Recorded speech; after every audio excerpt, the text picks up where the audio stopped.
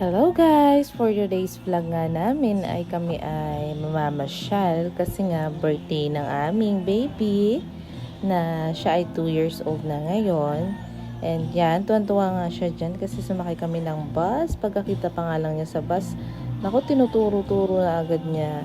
Ngayon, ang unang aming pupuntahan ay pumunta muna kami sa church. Pupunta kami ngayon dito sa Lourdes Church para nga magpasalamat kay Lord sa bagong araw na to na binigay niya sa aming baby. At yan na nga, pupapasok na kami ngayon dito sa simbahan. Kanya medyo natatakot pa nga dyan si Celine kasi ngayon lang siya ulit nakakita ng angel eh. Pagkatapos nga namin magdasal, dumiretso na nga kami dito sa Candle Chapel para naman nga makapagsindi kami ng kandila kasi minsan na nga lang kami pumunta ng simbahan. Sinusulit na din talaga namin. Kaya kumuha nga kami ng iba't ibang kulay dyan, according dun sa mga nakasulat, kung para saan yung ititirik mo kandila. At yan, tuwan-tuwa nga dyan si Celine. Kinuha niya nga yung color red na candle. Gusto pa nga ni Celine siyang magsindi. Hindi nga pwede kasi nga maliit yung kandila, tsaka baka mapaso pa siya. Kaya ayan, ako na nga nagsinti ng kandila niya. Tuwan-tuwa naman nga siya, nakita niya yan. Happy siya kasi may ilaw na yung kandila niya. Ayan, kung ano-ano pa nga hinahawakan niya. Medyo madulas nga yung pinagtitirikan ng kandila dyan. Bagong linis din kasi. Ayan, libot-libot muna kami dyan. Pagkatapos nga namin magsinti ng kandila, dumiretso na nga kami dito sa CR. Kasi nga kailangan na talagang palitan yung diaper niya bago kami pumunta sa pupuntahan namin. Pero bago nga muna kami pupunta sa amin talagang pupuntahan, ay dumaan kami dito sa Ayala Mall. Para nga kami ay kumain muna sa Jollibee. Talagang gutom na din talaga kami. At siguradong gutom na din talaga si Celine. Pagkapasok nga namin, nakita niya si Jollibee. Aba, natakot. Ayaw nang lumapit. Gusto ko nga sanang picturean kaso ayaw niya talaga eh. Kaya wala na akong magawa. Habang nag-iintay nga kami ng aming order, tingnan mo naman ang aking talaginding. Kinuha niya yung salamin ng daddy niya. Sinuot niya talaga. Napaka-arte. Buti nga hindi naiinip tong anak ko. Oh. Puro laro-laro lang muna talaga siya. Pati yung kutsara niya, Diyos ko po, pinaglaruan. Dumating na nga yung aming order at in-order ko nga siya ng kiddie meal. At ayan nga, bubuksan niya na nga yung kanyang toys. At tuwan-tuwa nga siya, nagmamadali pa. May kanin pa nga yung pipigo. Sobrang excited niya. Ayan, na-assemble pa nga ng daddy niya. Hindi na talaga siya makaintay. Gustong-gusto niya na talagang laruin yung laruan niya. Malapit na nga matapos ng daddy niya i-assemble yung toys niya. Tinatanong ko siya kung gusto niya ng ice cream. Sabi niya yes. Kaya, ayan, bubuksan ko nga muna yung ice cream niya dyan. Pagkatapos nga namin kumain, dumiretso na talaga kami dito sa aming pupuntahan. At ito, pupunta nga kami dito sa Fora Mall. At makikita mo talaga na tuwan-tuwa yung anak ko, oh. Kabisado niya na talaga kung saan siya pupunta. Sunod-sunod siya sa daddy niya. Ayan, dito nga kami pupunta sa Jolly Island. Alam niya na talaga kung saan kami pupunta. Ayan, malayo pa lang. Tinuturo-turo niya na. Excited talaga siya. Pagkapasok nga dyan, talagang gustong-gusto niya na pumasok. Hindi pa naman talaga pwede. Kasi syempre, kailangan ko muna mag-fill up at magbayad. Nag-iintay na nga lang siyang matapos ako dyan. At ito na nga, nakapasok na nga talaga siya. Tuwan-tuwa siya dyan, oh.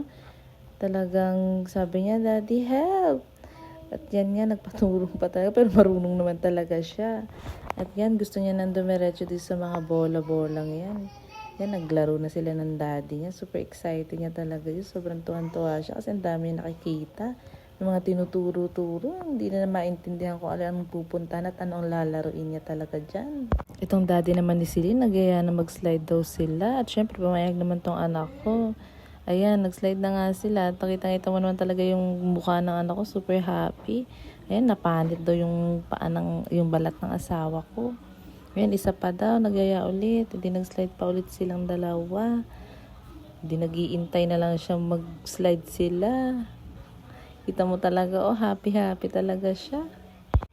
Pagkatapos nga nila mag-slide, nagaya naman tong anak ko na pumunta daw dito sa may trampoline na to. Pumayag naman yung daddy niya, sinamahan niya may anak niya. Di, ayan, punta nga siya dun sa may pinakadulo kasi dun yung merong available. Ayan, nag-jump-jump na sila. Tuwan-tuwa talaga siya dyan. Makikita mo talaga yung mukha ng anak mo na super happy niya. Ayan, lalo na may mga bata dyan. Kaya mas lalo siyang ginaganahan mag-jump-jump. Yung asawa ko naman, ayaw ayusin yung pag-jump. Matutumba na yung anak niya eh.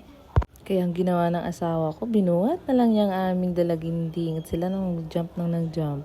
Pagkatapos no, nanawa na yung anak ko, lumabas na ulit kami. Ayan, nakita niya yan. Sasakay yata siya dyan. Aba, hindi pala. Kunuha ang bola at yun ang kanyang nilaro. Ayan, bumalik na naman kami sa may mga bola-bolang to. At yan, ang asawa ko yata nga nag-i-enjoy talaga maglaro eh. Binabato-bato niya yun, oh. Yung anak ko walang pakialam, oh. No daw, sabi ng anak ko dun. Ayan, nagtuturo na naman yung anak ko, mag-slide na naman daw.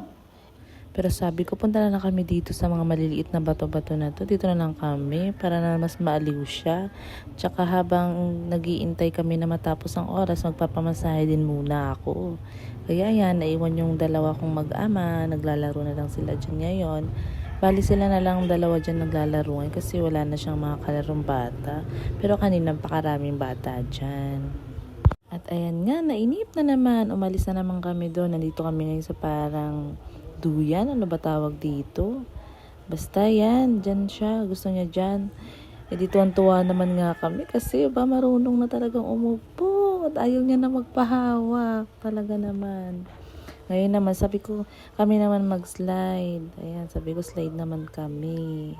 Natatakot nga ako dyan, kinakabahan ako, ewan ko ba, nervyosa na ang person. At kami naman nga ngayon ang naglalarong dalawa. Sabi ko, videohan naman kami. Ayan, ako na talaga nag-e-enjoy dyan. Yung anak ko, sama-sama na lang siya eh. Ayan, nagtuturo na naman, aalis na naman siya. At tapos na nga yung oras namin dun sa Jolly Island. Dito naman kami ngayon sa Fun Time. Niyaya ko yung asawa. Sabi ko, punta naman kami para naman mag-enjoy lalo si Celine. Ayan, turo ng turo. Nako, ayan, papasok na kami dun sa loob.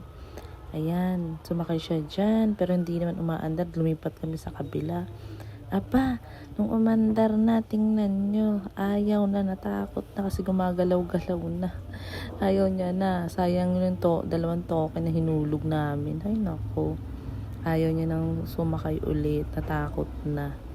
Kaya sabi ko, uwi na lang kami at bumili na lang kami ng cake para sa bahay na lang siya magpo-blow ng cake. Kasi anong oras na din? Anong oras na nga rin kami nakauwi at kinakantahan na nga namin. Naku, nakalimutan ko pa nga yung kandila. Di naghanap yung pinsan ko sa Alphamart kasi wala din. Sabi ko, lighter na lang, bahala na. Ayan, kinantahan na nga namin siya.